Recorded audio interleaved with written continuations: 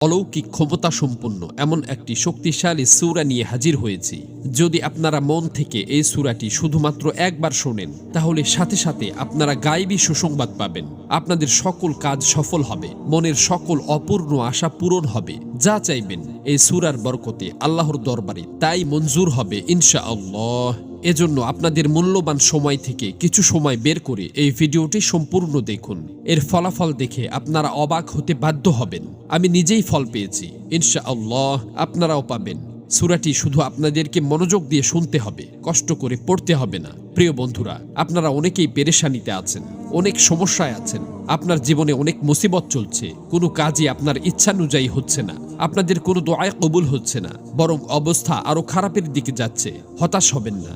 আপনারা যদি এই সকল পেরেশানি থেকে মুক্তি পেতে চান, তাহলে আজকে বিশ্বাস করে কোরআনের অত্যন্ত পাওয়ারফুল সূরার এই তেলাওয়াতটি একবার সম্পূর্ণ শুনুন।